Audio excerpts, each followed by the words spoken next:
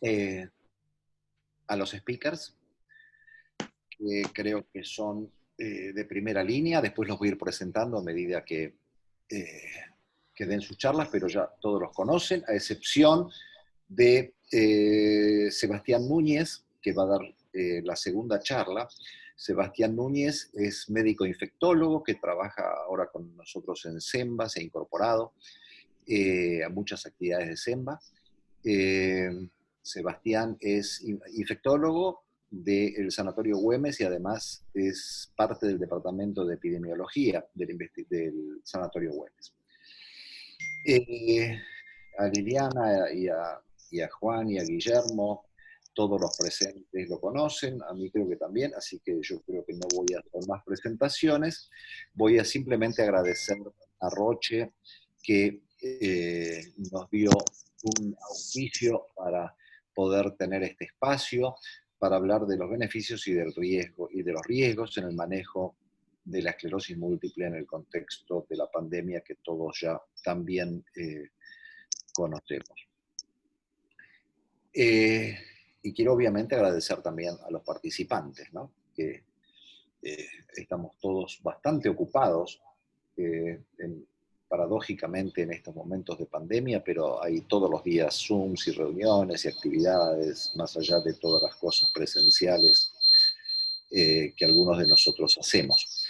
En la siguiente diapositiva está el agradecimiento, creo, Liliana, ¿quién me las está pasando? Juan. Sí, el agradecimiento a Roche y, bueno, a las dos integrantes de Roche tan gentiles y buenas que están acá con nosotros, Karina y Luciana, que nos han ayudado mucho.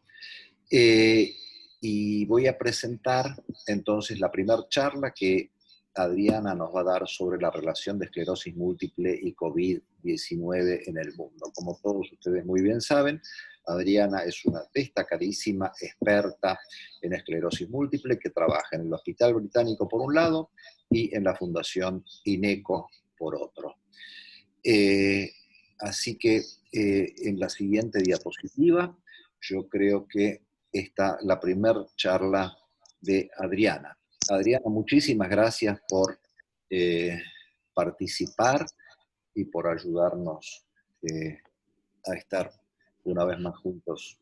No, en realidad muchas gracias a usted por compartir este tipo de espacios con ustedes y obviamente gracias a Roche que lo permite en este caso. Bueno, el tema que se me asignó es relación de esclerosis múltiple y COVID en el mundo. Y la verdad que, si bien parece simple, los datos son bastante dificultosos de obtener, porque todos los días, tanto las publicaciones como los datos conocidos van modificándose y van aumentando y se van modificando, y bueno, es bastante difícil hacer un update hasta último momento porque esto es así. La próxima. Yo traté de separar qué es lo que pasa en Europa, qué es lo que pasa en Latinoamérica, y bueno, tengo entendido por la agenda que después se va a hablar particularmente de Argentina. Y en Europa hay algunas publicaciones, no tantas como uno quisiera, pero realmente hay algunas publicaciones sobre registros, y especialmente en la experiencia, por ejemplo, de la población italiana. María Pia Sormani publicó, esta es la segunda comunicación, son 2 letters, donde ella explica sobre un programa de registro de COVID, que además está ligado a un registro internacional de MESAIEF, y particularmente en Italia ellos registraron 235 pacientes sintomáticos de 38 centros, 57 fueron positivos por PCR y 175 tuvieron síntomas compatibles, pero no llegaron a tener un test positivo. De todas formas, el seguimiento para verificar la positividad o no del test fue de 2 a 6 días. De esa población de pacientes sintomáticos, de los 232, hay algo interesante, que es que los clasificaron por severidad de la enfermedad, teniendo en cuenta que el 96% de estos pacientes tuvieron una enfermedad moderada, o sea, sin neumonía o con muy poco compromiso pulmonar, el 2% solamente tuvo un compromiso severo por la enfermedad de COVID, y el 2% un compromiso crítico, lo cual significa que fueron 4 pacientes que tuvieron falla respiratoria o shock. 5 pacientes de este total fallecieron, y la característica de los fallecidos es que la mayoría presentaba, o casi todos presentaban un EDSS mayor de 6.5. Este no es un dato menor, porque la próxima, el próximo slide, esta es una publicación de esta semana, muy reciente, del grupo francés, donde lo de esta publicación no es solamente el registro, sino que ellos trataron de identificar cuáles eran los factores de riesgo y si tenía que ver algún tratamiento que estaban recibiendo para decir que el paciente tenía más o menos riesgo de agravar su enfermedad por COVID o agravar su enfermedad por esclerosis múltiple. Del total de registros, fíjense, los colores que están de las barras que están en negro o en un gris muy oscuro y en verde claro son los tratamientos considerados de bajo riesgo, ya sea o porque no están en tratamiento o están bajo interferón o acetato de glatiramer. El amarillo y el naranjita, que es un poco más subido del amarillo, son los tratamientos de bajo riesgo, donde se incluye teriflunomide, dimetilfumarato, y los de mayor riesgo, que son rituximab, cladribine y alemtuzumab, son los que están de color, las barras de color rojo más oscuro. Si miramos atentamente este gráfico, vamos a ver que la mayor parte de los pacientes que corresponden a la barra 1 y 2 son pacientes que no han sido hospitalizados y que tuvieron un nivel de enfermedad bastante leve, y la mayoría de ellos estaban bajo tratamientos sin riesgo o con un riesgo leve. Sin embargo, si vemos el grupo 7, que corresponde a los muertos, esto es la estadística de Francia, vemos que el total de esos pacientes estaban bajo tratamiento con cladribine o con alemtuzumab. La próxima. Y el otro dato interesante de esta publicación es que se los clasificó, se los agrupó, si se podía identificar cuáles eran los factores de riesgo para la evolución de estos pacientes de esclerosis múltiple y COVID. En el gráfico A vemos un análisis univariado, o sea, cuáles fueron las variables que se consideraron, y son la edad, si eran del sexo masculino, si tenían más de una comorbilidad, si esa comorbilidad era cardiológica, pulmonar, diabetes, si fumaban, si había obesidad, y también se clasificó de acuerdo al nivel de DSS.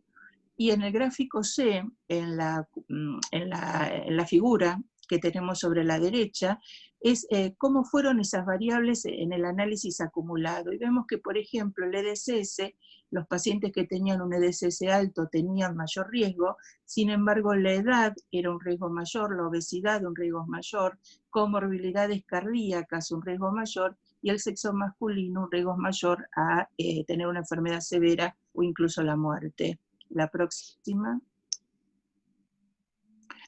Y esta es una publicación de Inglaterra, que bueno, la ubiqué porque ahora ya no la vamos a considerar Europa, a partir de ahora, pero bueno, ellos publicaron recientemente una clasificación en relación a los tratamientos, y no hay mucha diferencia a todo lo conocido de los riesgos de los tratamientos que publicó MSIF o publicó Lactrims, o todas las publicaciones en relación a los tratamientos.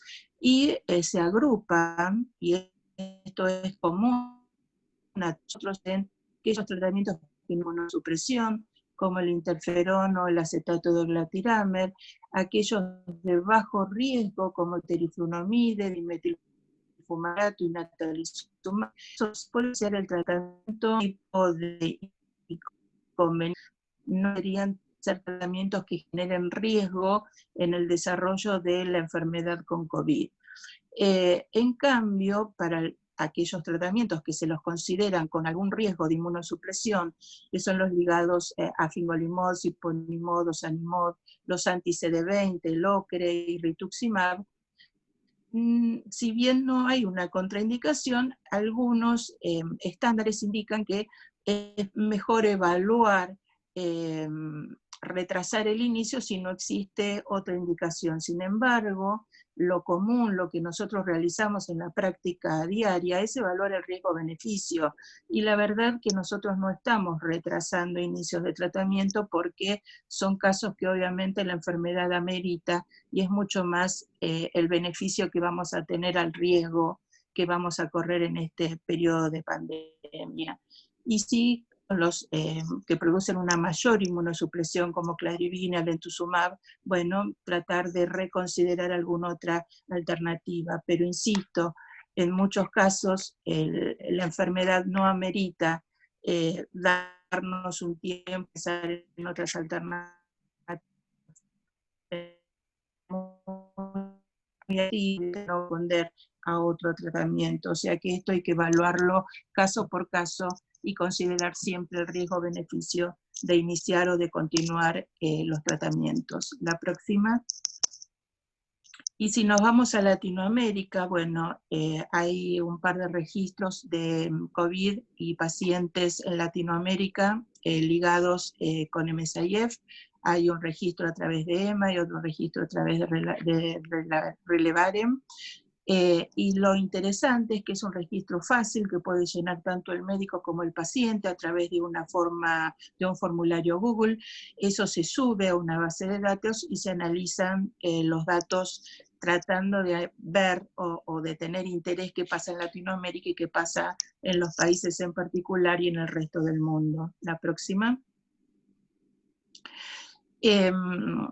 Casi al mismo tiempo en que surgieron todas estas bases de registro, Chile presentó dos cartas, una fue publicada durante el mes de marzo o inicios de abril, no recuerdo muy bien, donde ellos enviaron 551 cuestionarios a todos los pacientes. Esto lo hizo la Católica, la universidad, el hospital. Ellos enviaron 551 cuestionarios a todos sus pacientes y recibieron 280 respuestas. De todos esos pacientes, donde pudieron analizar la edad, bajo qué tratamientos estaban, pudieron identificar que algunos de esos pacientes habían tenido síntomas de COVID. Sin embargo, como esto era un cuestionario, no se podía verificar a través de PCR. El cuestionario indicaba que 53% habían permanecido en el hogar de todos esos pacientes que habían tenido algún síntoma compatible con COVID y esclerosis múltiple. Esos fueron aproximadamente 10 pacientes que fueron testeados, después confirmados, y ahora vamos a ver la estadística final. La próxima. Esto es lo que lo que yo pude recabar de los colegas latinoamericanos, y da un total de 154 pacientes con esclerosis múltiple y 14 pacientes con NMO. Aquí tengo que sumar que recién me enviaron un mensaje desde Panamá. Ellos tienen 3 pacientes con esclerosis múltiple COVID y 0 con NMO. Lo llamativo de todo esto es que la mayor parte de estos casos no están reportados en las bases. O sea que hay bastante, digamos, no hay una fluidez de comunicación en cuanto a que los médicos puedan reportar en las bases. Ellos tienen sus casos, siguen sus casos, pero evidentemente hay un subregistro, por lo menos en la base de MSIF, que tiene que ver con Latinoamérica. En el caso, de ejemplo, tienen 12 pacientes con esclerosis múltiple y 5 con NMO, pero es un solo centro, no tienen los datos del país. Y así pasa en varios lugares. Fíjense que México, por ejemplo, 4 es casi nada con la cantidad de pacientes y de habitantes que ellos tienen, pero es lo que reporta un centro, y así nos pasa con muchos países de esta lista. Por ejemplo, Colombia tiene 3 pacientes, pero son 3 pacientes de Bogotá. No tenemos el resto del país. En Argentina podemos decir que los datos son nacionales, por lo menos lo que figura en el registro. La próxima.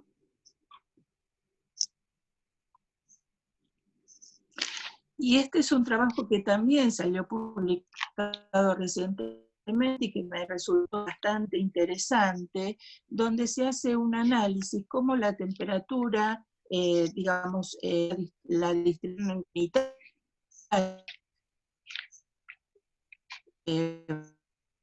frecuencia o reportados tienen con las temperaturas de ese país, pero especialmente con el rango de humedad. Esto es lo que dice el artículo, pero lo interesante no es esto, sino que dice que se pueden establecer como programas de temperatura, de cambio de temperatura, porque, por ejemplo, las temperaturas frías ocurrieron a inicios de año cuando nosotros estábamos en temperaturas mucho más cálidas, ahora el frío viene para este lado, y si vemos lo que está marcado en verde, la línea verde, sería lo que en el mes de abril y mayo son las zonas donde estarían predispuesta la distribución comunitaria del virus. Esto, la conclusión que saca el artículo, que a mí es lo que me resultó interesante, es que si uno puede hacer este tipo de pronóstico en base a la temperatura y a la humedad y a los cambios en los diferentes países, se pueden redistribuir un poco los recursos y, digamos, prever cuáles van a ser las zonas que van a estar complicadas. Y esto no parece tan ilógico porque en el caso de Argentina, cuando se compara, hay un mapa que es de inicios de año, y este es el mapa más reciente, y realmente está tornándose a verde, con lo cual los datos parecían, esta forma de predecir parecería ayudar en cuanto a la redistribución de los recursos. La próxima. Y esta publicación, que también me parece que es muy interesante, y de hecho estamos tratando de adaptarla para nuestros pacientes en el Hospital Británico y en Favaloro, tiene que ver con un triage digital para los pacientes con esclerosis múltiple, que no es el triage que estamos acostumbrados nosotros a la encuesta, o lo que parece ser lo que aparece en la aplicación de Cuidar o de argentina.org, sino que está dirigida directamente a pacientes con esclerosis múltiple. Y lo interesante es que hay una serie de preguntas que tienen que ver con la discapacidad, con la posibilidad de que tengan un brote o no, y la conclusión de este triage es si el paciente debe o no debe concurrir al hospital para tener una consulta presencial y asumir todos los riesgos. Me parece interesante, creo que es algo fácil de adaptar, sobre todo en nuestros centros, que quizás los pacientes viven a distancia y bueno, no es fácil hoy trasladarse entre Capital y Gran Buenos Aires, por ejemplo, y creo que esto de alguna manera puede tranquilizar al paciente que no necesita concurrir, y en el caso de que lo necesite, que lo va a hacer a lugares seguros. Bueno, muchas gracias. Muchas gracias a vos, Adriana, por lo que nos enseñaste. Me pareció excelente tu presentación y después te vamos a hacer preguntas. Yo quiero remarcar que me llamó mucho la atención, bueno, en realidad no me llama la atención, pero me sorprende como siempre que en Latinoamérica los datos reportados sean mucho menores a la realidad, ¿no? Eso pasa siempre, es algo que todavía parece incomprensible que los médicos no entendamos que entre todas nuestras funciones también está la de reportar este tipo de eventos, ¿no? Y muy interesante la última diapositiva, o la penúltima diapositiva sobre el mapa ese de distribución y el eventual factor de la humedad y temperatura en cuanto a pronóstico. Y hablando de eso, en la próxima charla, Sebastián Núñez, que es infectólogo y epidemiólogo, repito esto para los que entraron a la reunión, y por otro lado quiero saludarlos y darles la bienvenida, nos va a hablar sobre qué pasa en la Argentina, ¿no? Y sobre todo teniendo en cuenta que la Argentina no puede ser considerada a los efectos de iniciar un tratamiento o continuarlo, etcétera, de una forma uniforme. Existen muchísimas Argentinas, como ustedes saben. De hecho, recién Ernesto nos comentaba, nos comentaba Lucas lo que pasaba en Mar del Plata, donde están ya en una fase 4, 4,5, 5, y donde evidentemente el problema está en la capital. Y Sebastián nos va a hablar, o nos va a contar también de un modelo matemático que permitiría establecer el riesgo de tener esclerosis múltiple y contraer COVID. Así que yo creo que eso va a ser una cosa también novedosa para esta noche y que, Sebastián, si estás ahí, por favor, esta es tu primera diapositiva y te vamos a escuchar con mucha atención. Las preguntas las vamos a dejar entonces para el final. Sebastián.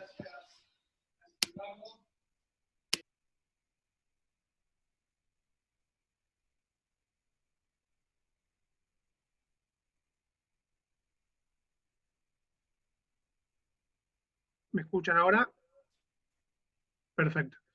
Bueno, agradecía la presentación y la invitación a SEMBA a esta jornada virtual. Así que, bueno, arranquemos. Siguiente, por favor.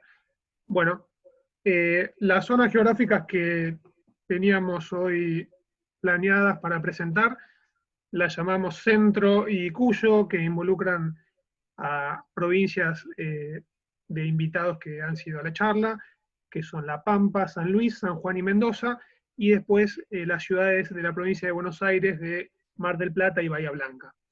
Estos son datos a nivel del país, hasta el día de ayer, están actualizados al 30 de junio, donde teníamos a la fecha 64.517 casos en todo el país, de los cuales, siguiente por favor, ahí está, de los cuales el AMBA, ese ámbito que comprende la ciudad de Buenos Aires con el conurbano bonaerense, concentra el 91% de todos los casos del país. Así que esto es algo que marca muy claramente esas distintas Argentinas de las que hablaba Edgardo a la hora de pensar dónde se concentran los casos de la pandemia. En esta tabla pequeña, que también es actualizada el día de ayer, vemos que la provincia de Buenos Aires y después la capital son las que encabezan la lista. En el medio está Mendoza con 172 casos, eso está cortado, hay otras provincias que vienen antes que Mendoza, y las últimas 3 provincias de la lista son San Luis, San Juan y La Pampa, son las 3 provincias con menos casos de la Argentina, sacando a Catamarca, que no ha reportado ningún caso hasta la fecha. Siguiente. No solo tenemos la mayor cantidad de casos en el AMBA, sino que la velocidad de generación de esos casos es marcadamente diferente en este sector que en el resto del país, y esto es lo que vemos en esta diapositiva. En naranja vemos la velocidad con que se presentan los casos, que más o menos entre abril y mayo se despegó el AMBA del resto del país y tiene una velocidad de reproducción mucho más alta que el resto de las provincias y de las jurisdicciones. Siguiente. Bien, acá tenemos el mapa que llamamos Centro y Cuyo.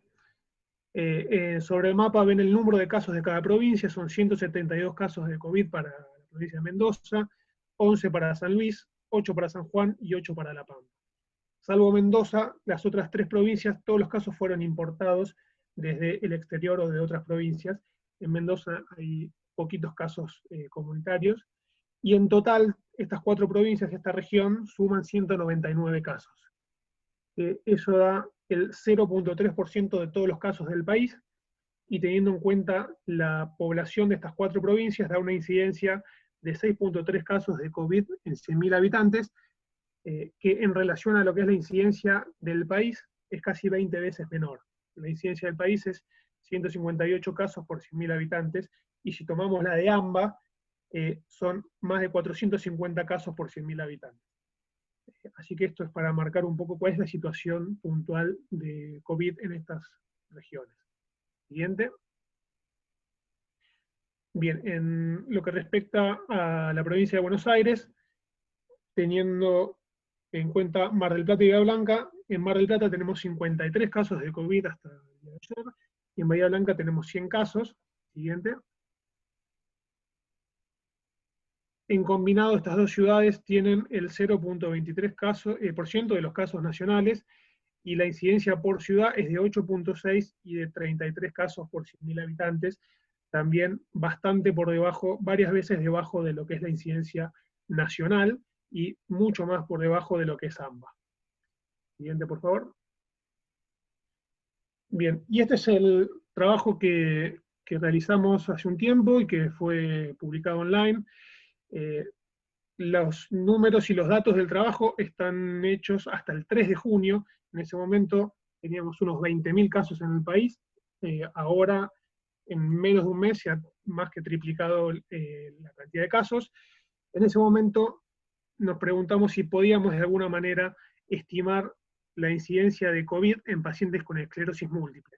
Sabíamos que para el 3 de junio la incidencia de COVID en el AMBA era de 121 casos por 100.000 habitantes, y en base a estudios que dirigió SEMBA en su momento, teníamos establecida que la prevalencia de esclerosis múltiple era de 38.2 casos por 100.000 habitantes. Esto nos daba para el 3 de junio una incidencia de COVID en pacientes con esclerosis múltiple de 4.6 casos en 10 millones de habitantes. El AMBA tiene más o menos unos 12 millones de habitantes, así que más o menos había unos 5 o 6 pacientes teóricamente que podían tener COVID y esclerosis múltiple. Ocurre también que está estimado para el país la tasa de subdiagnóstico de los casos de COVID. Y por modelos que después podemos discutir, se ha fijado que solamente conocemos alrededor del 15% de los casos de COVID. Es decir, que esos 60.000 casos, 64.000 casos al día de ayer, eso solamente representa el 15% de los casos reales, porque hay un subdiagnóstico importante que tiene distintas fuentes del subdiagnóstico. La primera es que hay muchos casos asintomáticos, entonces no se detectan porque son pacientes que no consultan. La otra son las distintas políticas de testeo y la disponibilidad de test y de laboratorios para procesarlos.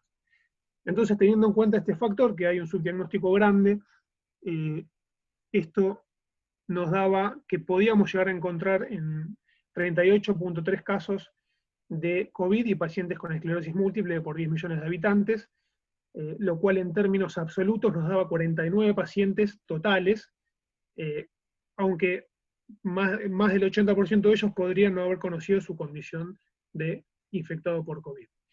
La siguiente, por favor. Esto actualizado al 30 de junio, es decir, al día de ayer, nos da una incidencia de COVID de 17.5 en 10 millones de habitantes en pacientes con esclerosis múltiple, de los cuales, teniendo en cuenta el subdiagnóstico, podría haber teóricamente 116 pacientes por 10 millones de habitantes en el AMBA, lo que es un número absoluto de alrededor de 150. En definitiva, hasta el día de ayer, con los casos de 65.000 a nivel del país, podríamos tener unos 150 pacientes con COVID y esclerosis múltiple en AMBA, aunque la gran mayoría de ellos no va a tener diagnosticado la infección por SARS-CoV-2. Siguiente, por favor. Bien, este fue el modelo que utilizamos para hacer las estimaciones. No quiero detenerme mucho en esto. Si tienen alguna duda, lo podemos charlar al final de la presentación. Está basado en el teorema de Bayes y en la teoría de los conjuntos. Y necesitamos que los sucesos sean independientes, es decir, que la aparición de COVID no esté relacionada con esclerosis múltiple, que eso nos parece que es verosímil pensarlo. La distribución de los casos debe ser aleatoria en las zonas. Esto sabemos que no es así, que hay clústeres de transmisión de COVID dentro de los distintos distritos, pero no hay otra manera de tomar las estimaciones porque deberíamos tener datos para dentro de cada distrito. Y asumimos que la prevalencia de esclerosis múltiple, que está bien estudiada para el AMBA, en el estudio que mostrábamos antes, es similar en todo el país. Siguiente. Bien. Entonces, para las distintas regiones que nos competen hoy, tenemos una incidencia de COVID para Centro y Cuyo de 6.3 en 100.000 habitantes. Esto nos daría un estimativo de casos observados de infección por coronavirus en pacientes con esclerosis múltiple de 0.24 en 10 millones de habitantes, y si tenemos en cuenta que hay un subdiagnóstico del 85%, esto podría traducirse en 1.6 casos en 10 millones de habitantes. Pero sumando las 4 provincias de Centro y Cuyo, llegan a poco más de 3 millones de habitantes, con lo cual tendríamos medio paciente entre esas 4 pacientes infectados por SARS-CoV-2 y esclerosis múltiple. Siguiente, por favor. En Mar del Plata la incidencia es de 8.6, la prevalencia de esclerosis múltiple la mantuvimos constante. El estimado de casos observados de pacientes con esclerosis múltiple y COVID es de 0.3, que se eleva hasta 2 casos en 10 millones de habitantes cuando tenemos en cuenta el subdiagnóstico, y teniendo en cuenta la población de Mar del Plata de más de 600.000 personas, el número de casos absolutos sería 0.1. Es decir, que necesitaríamos 10 veces más casos para encontrar un paciente con SARS-CoV-2 y esclerosis múltiple en Mar del Plata. Siguiente. Y en Bahía Blanca tiene una incidencia de COVID un poco más alta que en el resto de las regiones que mencionamos hoy. Eso da un estimado de casos observados de 1.2 en 10 millones de habitantes, un estimado de casos totales de 8.4, pero con una población pequeña no llegamos a tener un paciente con infección por COVID y esclerosis múltiple en Bahía Blanca. Siguiente, por favor. En resumen, en conclusión, acá tenemos, la anterior, tenemos las distintas incidencias de COVID por regiones y los casos que podríamos esperar de infección por SARS-CoV-2 y esclerosis múltiple. Fíjense que todo está muy marcado por la incidencia de la infección por coronavirus en la región que estamos estudiando. En el AMBA es de 458 casos por 100.000 habitantes, lo que determina que podríamos esperar unos 150 pacientes con esclerosis múltiple y COVID, mientras que en las otras regiones que tratamos hoy, lo más probable es que no encontremos ningún paciente con esclerosis múltiple e infección por coronavirus. Esto de vuelta son casos totales esperados, teniendo en cuenta que solo estamos diagnosticando alrededor del 15% de los casos por coronavirus. En conclusión, siguiente, la gran mayoría de los casos de COVID se encuentran en el AMBA, y la dinámica que está siguiendo la epidemia en el país nos sugiere que esto se va a ir pronunciando todavía más. Hay muchas provincias que ya están en fases muy avanzadas de superación de la cuarentena, con lo cual la probabilidad estimada de encontrar pacientes con esclerosis múltiple e infección por SARS-CoV-2, salvo en el AMBA, que ahí es baja, en el resto del país probablemente es muy baja o cercana a cero. Bueno, muchas gracias. Muchas gracias, Sebastián. Yo creo que es muy esclarecedora tu charla, en el sentido que pone en perspectiva esta gran confusión que tenemos cuando miramos todo el día televisión y estamos abrumados de noticias o malas noticias, etc. A mí me parece realmente notable que en el peor escenario, al día de hoy por lo menos, esperamos encontrar entonces 150 enfermos para todo el AMBA con esclerosis múltiple y COVID, y menos de un paciente para las demás regiones con las que estamos tratando hoy, con datos. Lo bueno es que estos datos son de ayer, ¿no? Así que muchas gracias, Sebastián. A mí me gustó mucho, y después te vamos a hacer preguntas seguramente. En la siguiente charla, Liliana Patruco nos va a enseñar o nos va a mostrar cuál es la experiencia de pacientes con COVID-19 que están o estuvieron tratados con ocrelizumab, obviamente en el resto del mundo. Gracias, Liliana. ¿Estás ahí? ¿Me escuchás?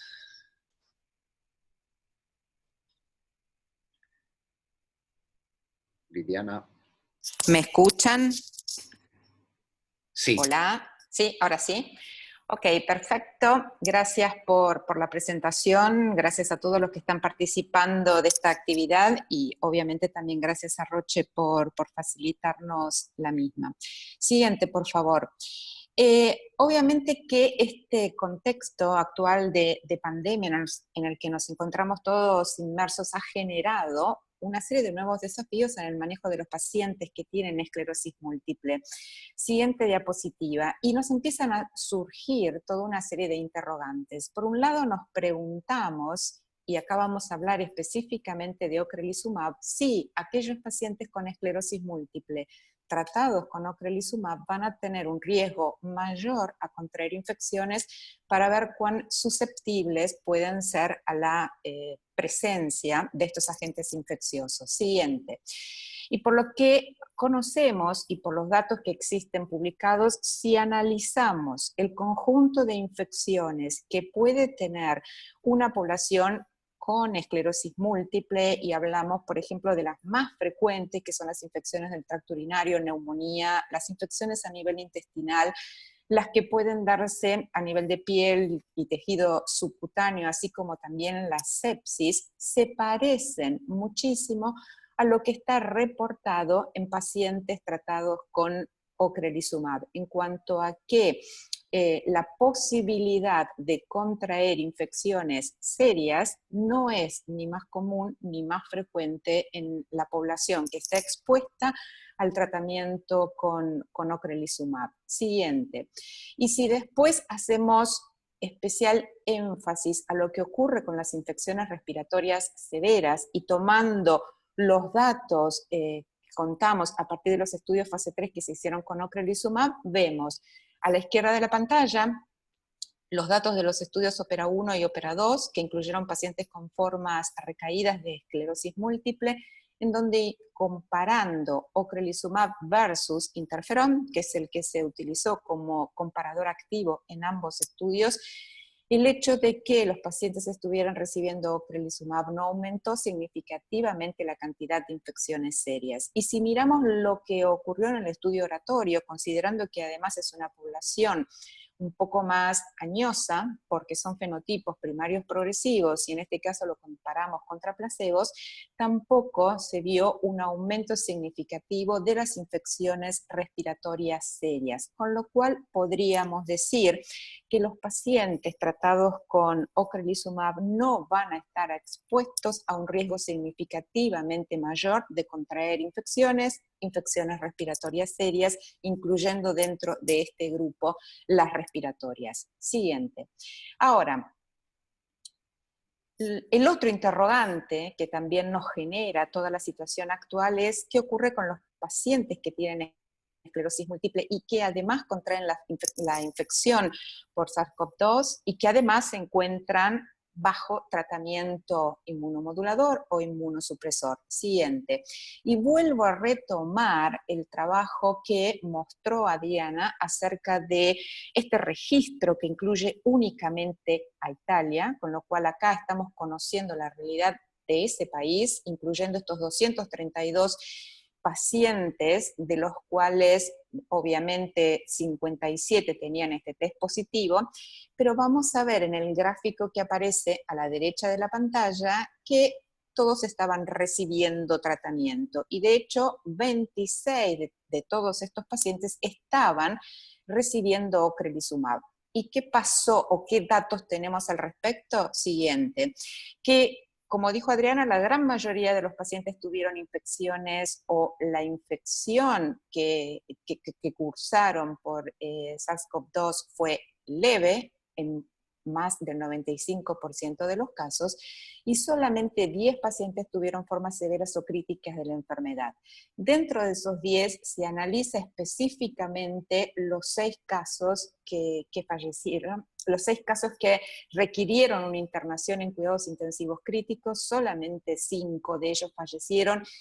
Y si observamos las variables que influían de manera significativa en que estos pacientes tuvieran que requerir una internación en una unidad de cuidados intensivos y de hecho mayor compromiso respiratorio, vemos que en todos ellos la edad promedio estaba arriba de los 60 años, que eran hombres, que tenían una duración de la enfermedad que era mucho más prolongada, con fenotipos progresivos, con EDSS altos, en promedio era un 6.7, que las comorbilidades eran otro factor significativo de peso para determinar la seriedad de la infección. Y de hecho, de estos 5 pacientes que fallecieron, 2 estaban bajo tratamiento, uno con dimetilfumarato y otro con rituximab. Ahora, ¿qué ocurrió en los 4 pacientes que tuvieron formas severas de la infección, pero que no requirieron su ingreso a una unidad de cuidados intensivos?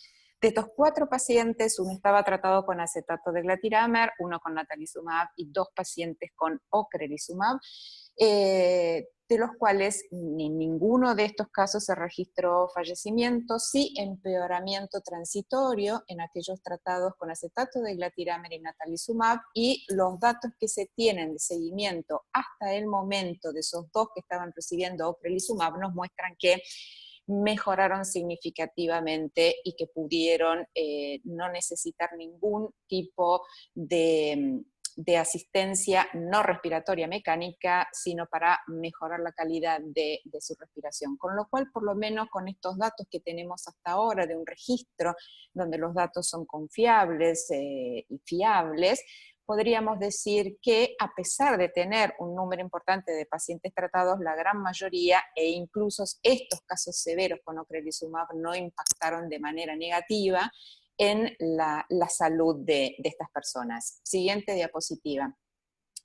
Ahora bien, tenemos que tener, los datos locales son importantes, pero la idea, como también lo comentaba Adriana, era poder tener datos que reúnan qué es lo que está ocurriendo tanto en el continente europeo como en el continente americano en sí. Por eso esta iniciativa, de la cual, siguiente diapositiva, está participando obviamente Argentina y Latinoamérica a través de RELACOEM, que está dentro del registro de Relevaren, siguiente, y por lo menos los datos disponibles hasta el momento, siguiente, lo que nos están diciendo es que tenemos una gran cantidad de casos reportados, ya sea por médicos, que son más de 600, o bien por pacientes que en este caso superan o llegan prácticamente a los 6.000, hasta el 10 de junio de este año, como ustedes ven del lado izquierdo de la columna, RELACOEM, que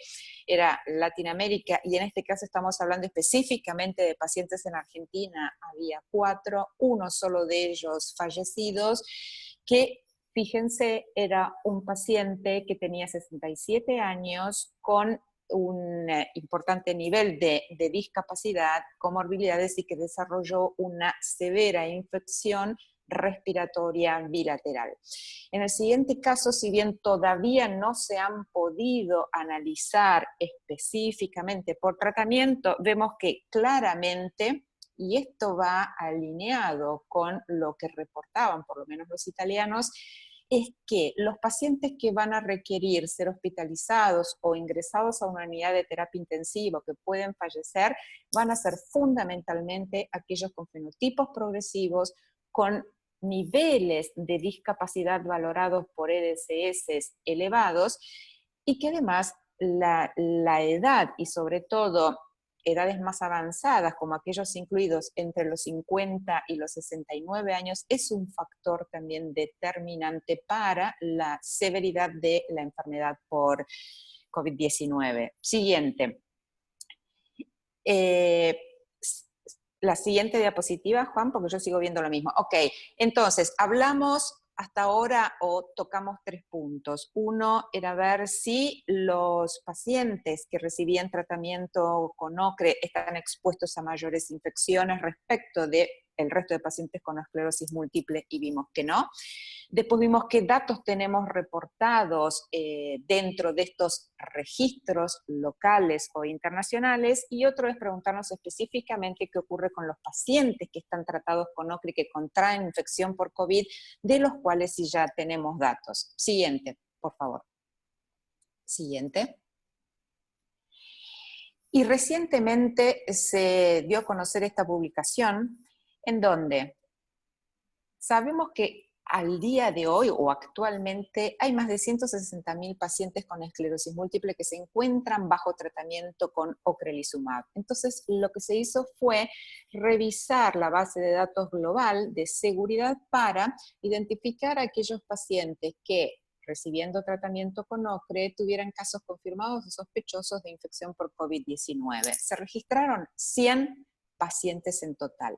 En cuanto a ¿cómo fue clasificada la severidad de la infección? Uno, cuando revisa las distintas series y publicaciones, siempre la forma de clasificarla es diferente. Ellos acá tomaron asintomáticos como aquellos, bueno, que no tenían ningún síntoma, como el nombre lo dice, las formas leves en donde había fiebre o tos, pero obviamente no necesitaban ser hospitalizados. moderados cuando ya sí había un acortamiento de la respiración, severas cuando había neumonía y crítica cuando requerían terapia intensiva o asistencia respiratoria mecánica.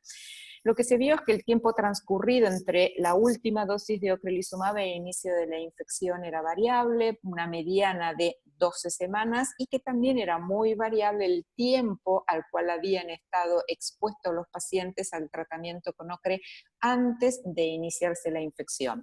Y en la siguiente diapositiva vamos a ver que del total de estos 100 pacientes, 74 fueron casos confirmados. Y lo que se ve en esta serie es que la mayoría eran mujeres, el fenotipo más frecuente era recaídas, y de hecho estamos hablando de pacientes con formas recaídas, remisión, que por severidad o por una marcada actividad de la enfermedad C, decidió iniciar tratamiento con ocrelizumab. De estos 74, 26 necesitaron estar hospitalizados, y la mitad de ellos fue externado, y al momento en que se conoce esta publicación, 13 todavía estaban internados, 5 críticos, 8 severos, pero no se habían registrado casos fatales. Por lo tanto, a través de estos resultados parecería ser que, estando en tratamiento con ocrelizumab y aún contrayendo la infección por COVID-19, los pacientes no tendrían una peor evolución. Por lo tanto, siguiente, y para concluir, podríamos decir, o por lo menos resumir lo que hemos dicho en estos siguientes 3 conceptos que a mí me parecieron importantes. Primero, que las personas con esclerosis múltiple no tienen un riesgo incrementado si lo comparamos con la población general de contraer una infección por COVID-19, que en la eventualidad de que contraigan la infección, la evolución no va a ser más severa que lo que se observa en la población general, y que no tenemos evidencia hasta el momento que el curso de la infección por COVID-19 sea más severo en pacientes tratados con ocrelizumab. Y por supuesto, todos estos datos siempre los tenemos que ajustar a, como decían anteriormente, a las distintas realidades que tenemos en nuestro país. Y con esto yo ya terminé, y les agradezco muchísimo que me hayan escuchado. Bueno, Liliana, muchísimas gracias. Fue muy buena la charla y yo creo que, bueno, vamos a discutir después algunas cosas, ¿no?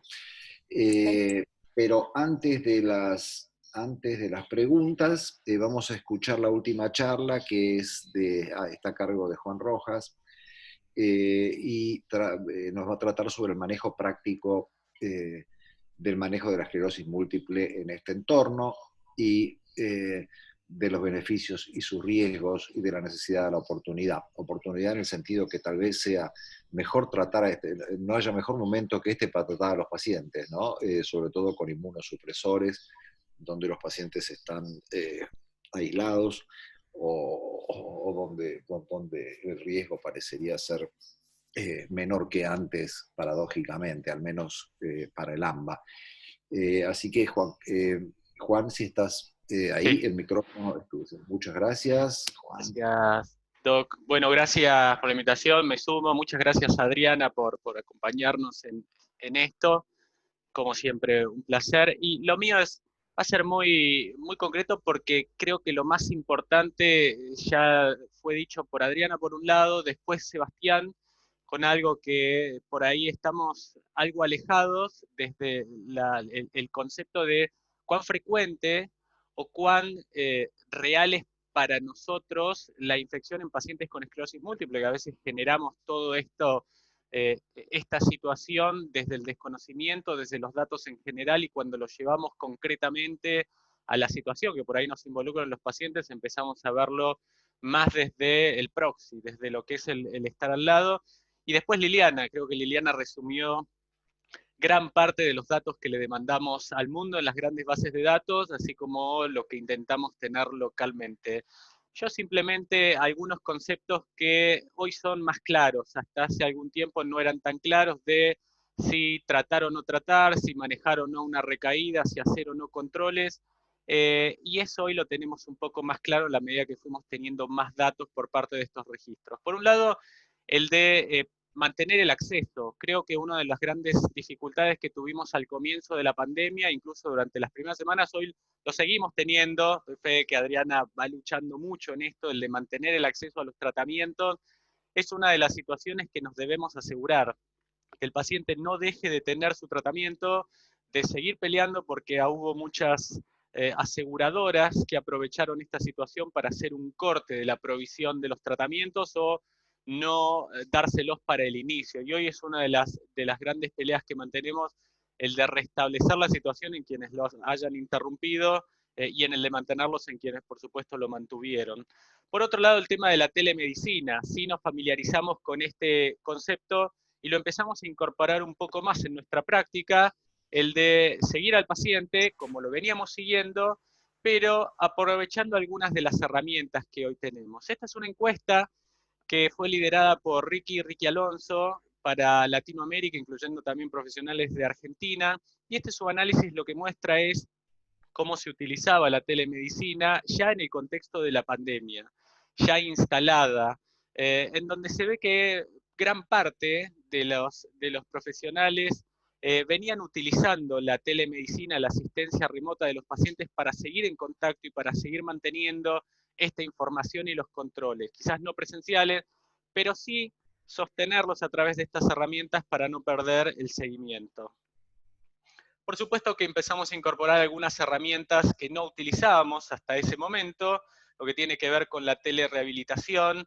Este fue uno de los grandes puntos en donde los pacientes podían seguir en contacto con nosotros o seguir sosteniendo las consultas, pero la rehabilitación se cortó y ahí empezamos a buscar distintas alternativas y hoy tanto la rehabilitación física como la rehabilitación cognitiva se han implementado a través de la asistencia remota, para no perderla, para sostenerla y para adquirir una herramienta que hasta este momento quizás subutilizábamos.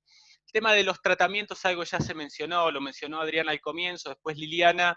Hoy con más información entendemos que la enfermedad es una enfermedad, siempre lo entendimos, es una enfermedad agresiva, pero quizás lo que nos puso al comienzo en una situación de, y podemos posponer, si tenemos que reiniciar algunos medicamentos o si tenemos que dar algunos ciclos de tratamiento, quizás esperamos, hoy entendemos de que eso no lo hacemos, la individualización en base a la agresividad de la enfermedad, y saber que si tenemos que empezar un tratamiento, hay que empezarlo, si el paciente viene usando una medicación, hay que continuarla, porque tenemos mucho más riesgo de que el paciente o se active, o que empiece a progresar y a acumular discapacidad si tenemos esta conducta más expectante, sabiendo de que el riesgo en el caso de infectarse incluso con los tratamientos que van utilizando es mucho menor de lo que podemos llegar a tener en el caso de que se active la enfermedad y empiece a acumular discapacidad. De ahí es que las recomendaciones iniciales, que eran estas conductas más conservadoras, empiezan ya a tener más características de lo que hacíamos antes de la pandemia, el de individualizar e iniciar si tenemos que iniciar, el de mantener el tratamiento en aquellos pacientes que los vienen utilizando y por supuesto estar atrás en determinados lugares y en determinadas situaciones que pueden implicar algún riesgo para el paciente. Con respecto a las recaídas, lo mismo, individualizar y si el paciente tiene que recibir tratamiento porque es una recaída que impacta funcionalmente o que consideramos que tenemos que acortar el tiempo de recuperación, tiene que recibir los corticoides o eventualmente ir a plasmaféresis, pero no dejar de tratarla por esta situación, porque hoy tenemos evidencia que nos dice que el uso de estos tratamientos, incluso de corticoides o eventualmente la internación para plasmaféresis, no va a impactar y al contrario, vamos a modificar la historia de esa recaída que esté cursando. Desde los estudios algo similar, quizás hoy tomamos decisiones en base a los estudios y dejar de tomar esas decisiones, ya sea de hacer un diagnóstico o modificar un tratamiento porque el paciente esté fallando, es mucho más riesgoso que el riesgo que pueda llegar a tener un paciente de acudir a un centro a hacer una resonancia y ni hablar de hacerse los análisis de control. El no identificar una plaquetopenia o una linfopenia importante en el paciente, por supuesto que es mucho más peligroso de que el paciente acuda a algún centro para hacer el control. De ahí es que tanto las recomendaciones con respecto a los tratamientos, de iniciarlos y mantenerlos, lo aplicamos para los controles. La resonancia, en la medida que las necesitemos, sea para el diagnóstico o para tomar decisiones desde el lado del mantenimiento o cambios de tratamientos, las hacemos lo mismo que los controles de laboratorio. Algunos cuidados en particular, sobre todo en determinadas situaciones, como lo que puede implicar el embarazo, las técnicas de reproducción. De todos modos, hoy hay datos de cortes de pacientes con esclerosis múltiple que cursaron su embarazo y la infección no modificó la historia del embarazo. Por eso es que empezamos a entender, basados en esta evidencia de la vida real, que estas decisiones, o que quizás las decisiones iniciales más conservadoras o más expectantes, no tenían mucho sentido. Quizás los 3 mensajes que por ahí yo tomo, se los tomo prestados en parte a Adriana, a Sebastián y a Liliana, que tiene que ver con, hoy los datos nos han mostrado que el riesgo de infección en Argentina es bajo, incluso en los lugares en donde más alta incidencia de casos hay. O sea que la probabilidad de que un paciente con esclerosis múltiple se infecte es muy baja, y en lugares en donde esta incidencia es baja todavía, mucho más baja de lo que vemos en el área metropolitana o en Ciudad Autónoma, es incluso muchísimo más baja de la probabilidad de infectarse. Y en el caso de que el paciente se infecte, la historia de ese paciente respecto a la probabilidad de hacer formas más agresivas de la infección o modificar la historia de la enfermedad no es tal. Entonces, hoy la conducta es la de un poco lo que veníamos manejando, lo que teníamos en cuenta para el paciente, el de salir a hacer un diagnóstico y controlar o intentar controlar la enfermedad de la forma más apropiada para cada paciente, porque es mucho más peligroso no controlar la enfermedad de que el paciente eventualmente se infecte en este contexto. No tengo más que eso. Gracias. Bueno, Juan, muchas gracias por habernos resumido todo lo que estuvimos charlando. Así que tenemos todavía unos minutos para preguntas o para discutir esto. Yo creo que las cosas que hemos dicho hoy probablemente pongan en duda algunas de las cosas que pensábamos. No sé, yo empezaría por preguntar a nuestros amigos de Mar del Plata, de Bahía, de la zona de Cuyo. No sé, ¿cuál es la percepción que ustedes tienen sobre el riesgo que implica, sí, que tiene la pandemia sobre nuestros pacientes y sobre los tratamientos eventualmente, ¿no?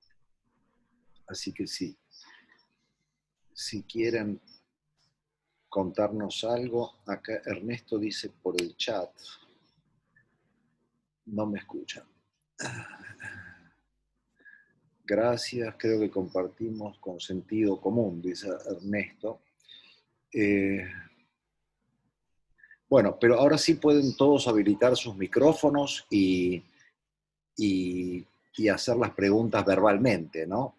O los comentarios.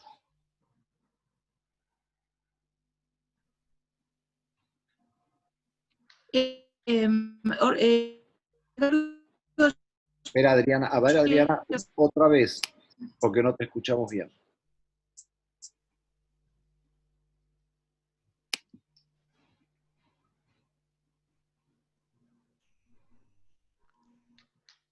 Adriana.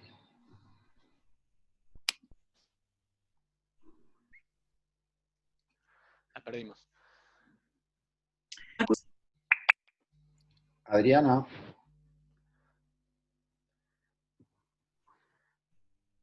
No la tenemos. Yo quizás en el medio que recuperamos, Adriana, es una pregunta que va para Sebastián, porque no estamos tan familiarizados desde el lado infectológico con COVID, por supuesto, ni tampoco con el tema, cómo pueden impactar los medicamentos. Y mi pregunta es, si yo creo que ya te la había hecho, pero siempre me resulta interesante tu mirada desde el lado de si te asusta que un paciente con esclerosis múltiple utilizando un medicamento, un inmunosupresor, un anticuerpo monoclonal, se infecte por COVID. Si te resulta, te genera algún temor desde tu mirada más de especialista desde el lado infectológico.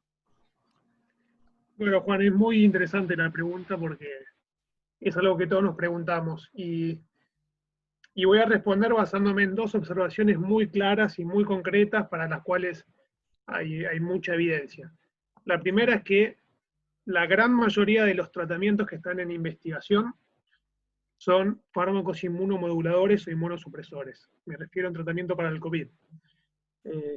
Son muy pocos las drogas antivirales que se han ensayado y con muy pobres resultados. Y las drogas que hoy por hoy están en fase 3, muchas de ellas, son todos fármacos inmunomoduladores e inmunosupresores. Por supuesto que muchos de ellos tienen mecanismos de acción muy específicos sobre distintos puntos de la respuesta inmunológica, pero también hay que decir que hasta la fecha el único tratamiento que tiene evidencia de disminuir la mortalidad en coronavirus son los corticoides, la dexametasona, que tiene un efecto antiinflamatorio e inmunosupresor que no es específico, que actúa sobre muchos puntos de la respuesta inflamatoria. Esa es la primera observación. La segunda observación viene de esta semana, está en curso en la Conferencia Internacional de HIV, y por supuesto que hay mucha atención sobre qué pasa con los pacientes HIV y COVID, y hay muchas series de muchos lugares. En España, por ejemplo, hay series muy grandes de pacientes HIV, ellos tuvieron muchísimos casos de coronavirus en España, y no se ha visto en pacientes HIV positivos peor evolución que la población general en pacientes infectados por SARS-CoV-2. Así que me parece que son dos observaciones muy claras, muy robustas, en relación a la evidencia que hay detrás de ellas, para no tener miedo a la hora de recibir un paciente con distintos grados de inmunosupresión. Además, creo que las presentaciones de Liliana han sido muy claras en términos de cómo le va a los pacientes que reciben distintas terapias para la esclerosis múltiple, y especialmente con ocrelizumab. Y lo que podemos ver es que no les va peor que la población general, y que los pacientes que tienen peor evolución con esclerosis múltiple son los que tienen los mismos factores de riesgo de mala evolución que la población general. El sobrepeso, la obesidad, pacientes añosos y otras comorbilidades. Bien, clarísimo. Gracias. Sí, o sea que los pacientes con esclerosis múltiple que se mueren por COVID y no por esclerosis múltiple ni por sus tratamientos, digamos, podría ser una primera conclusión global, ¿o no? Yo creo que sí. Yo por ahí lo diría de otra manera, diría que la severidad de la presentación del COVID no está en relación tanto ni con la esclerosis múltiple ni con el tratamiento de base de los pacientes. Está claro.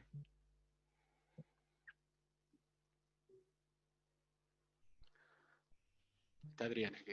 Acá tengo un chat de Ernesto Crespo, que dice: el temor invadió disminuyendo ampliamente las consultas y seguimientos, y la tasa de consultas bajó aquí en Bahía Blanca al 20%, según datos de la Asociación Médica. Sí, es evidente que eso es un fenómeno global, pero que yo creo que justamente usar herramientas de telemedicina o chat, o desde chat hasta Zoom, hasta idealmente una historia clínica electrónica ligada al video o a la comunicación con el paciente, son instrumentos, serían instrumentos ideales para este momento, ¿no? Y creo que no solo para este momento, sino que eso va a condicionar el futuro. Es probable que,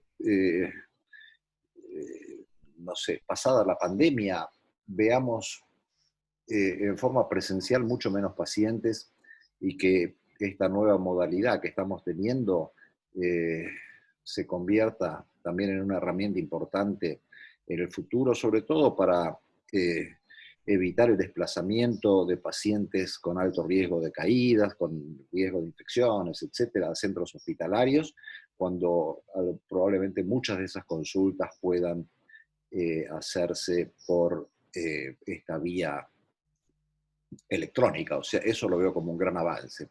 Probablemente los médicos tengamos que, o las asociaciones médicas deban buscar la forma en que los médicos sigamos cobrando dinero por nuestro trabajo, ¿no? Que me parece que tal vez eso nos afecte mucho, más allá de lo mal remunerados que están los médicos en este país, y que, bueno, eso es un desafío, ¿no? Yo creo para el futuro. Adriana, ¿estás? Sí, estoy, no sé si me escuchan. Ahora sí que te escuchamos, dale. Ah, bueno, está bien. Yo tenía una pregunta, si puedo, para Sergio, porque él mostró, digamos, los posibles casos en AMBA y en CABA, digamos, lo que uno esperaría. Y por lo menos en la experiencia, yo lo que veo es que los pacientes que viven en AMBA son registrados en CABA. Entonces, por lo menos los dos pacientes que tuvimos nosotros, o los que yo tengo conocimiento, los dos son de AMBA y sin embargo el registro es en CABA. Creo que eso nos va a dar una confusión más adelante, ¿no? Porque estamos pensando en cuántos pacientes van a venir de una zona, cuando en realidad vienen de esa zona, pero el registro lo levanta donde se le hace el diagnóstico. ¿Eso está considerado? ¿Cómo Sí, crees que puede impactar en los números, en la estadística? Sí, eso está considerado. El reporte, la notificación de las infecciones por COVID se hacen a través del CISA, el Sistema Integrado de Vigilancia Epidemiológica del país, y eso cruza los datos de los pacientes con el RENAPER. Es decir, el paciente con el DNI particular del caso tiene ya registrado, asociado a ese DNI, un domicilio. Entonces, eso es algo que se cruza automáticamente en el sistema de reporte.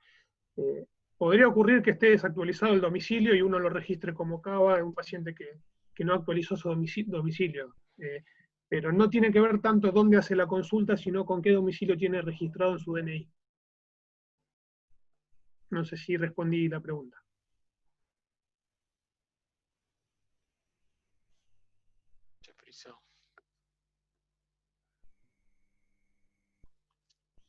Adriana, ¿está respondida la pregunta? Creo que la perdimos.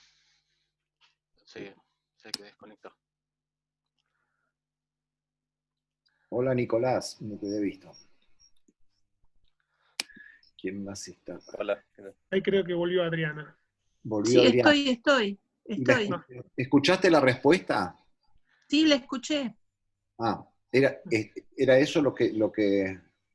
Claro, es eso lo que estaba preguntando. Y después lo otro que vemos a través de la asociación, por ejemplo, es que cuesta mucho llegar a verificar el diagnóstico, digamos, pacientes, por ejemplo, que están en instituciones geriátricas o en algunos centros internados de manera crónica.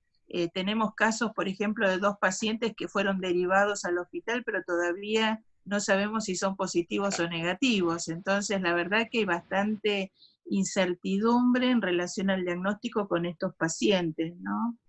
Eso es lo que nos está pasando, es lo que estamos viendo. Otra cosa que quería aclarar, Edgardo, es en relación a los números de Latinoamérica. Escuchá.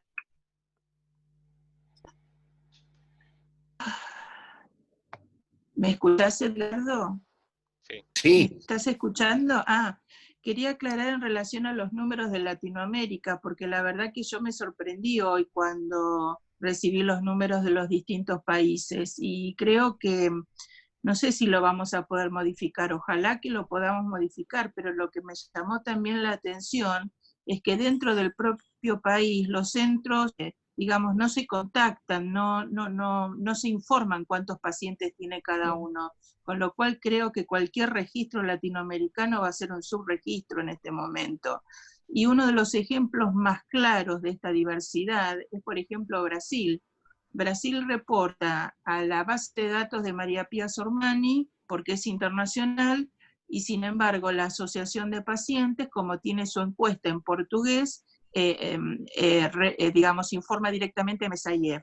Entonces, la verdad que, viste, cada uno hace lo que quiere, sube donde quiere, o no lo sube, que es lo que está pasando. No pasa en Argentina, por lo menos los datos conocidos son los datos reales y son los datos que sí están subidos a las bases. Pero el resto de Latinoamérica es un tema, es un tema. Yo hoy me sorprendí, casi 160 pacientes latinoamericanos, ¿dónde están? Pero bueno, es así. Exactamente. De todos modos, con respecto a tu primer reflexión, fíjate que los datos que nos mostró Sebastián de los casos esperables para la Argentina, para el AMBA y para las distintas provincias con las que hoy estamos charlando, son el peor escenario posible, teniendo en cuenta que solo el 15% de los pacientes son los reportados, ¿no? Son los confirmados y reportados, sí. No obstante, ese número o esa asunción, el número esperable de pacientes con ambas enfermedades sería bajísimo en el interior del país, prácticamente inexistente, y en Buenos Aires, bueno, habría, sí, probablemente un número aproximadamente de 150 enfermos al día de hoy con ambas enfermedades, ¿no? Eso, no sé, a mí no dejan de sorprenderme estos números. Lucas. Sí. Sebastián quería comentar algo. Sebastián. Sí, que eso, Eduardo, ese número que decías de 150, probablemente conozcamos 10 o 15 o 20 de esos 150. Que es lo que pasa con toda la población de pacientes con COVID, no solo los pacientes con esclerosis múltiple. Sí.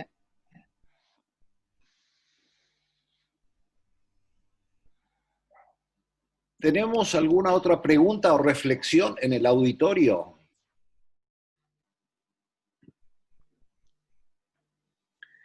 Bueno, si no hay más preguntas ni comentarios, nos vamos a ir a comer y después a dormir después de este día largo. Y yo les mando un fuerte abrazo prohibido a la distancia a todos y esperemos encontrarnos lo antes posible cara a cara y poder darnos un fuerte abrazo. Así que muchísimas gracias a Karina y a Luciana. Muchísimas gracias a los participantes y muchísimas gracias a los speakers que al menos a mí me han enseñado muchas cosas en el día de hoy. Muchas gracias a Guillermo, que se ocupó de la organización desde los controles, ahí lo pueden ver en la pantalla, con toda la tecnología que anduvo por suerte muy bien. Así que buenas noches a todos y un fuerte abrazo a todos. Un abrazo. Buenas Gracias. noches, que estén bien. Muchas Chao. gracias. Chau, chau.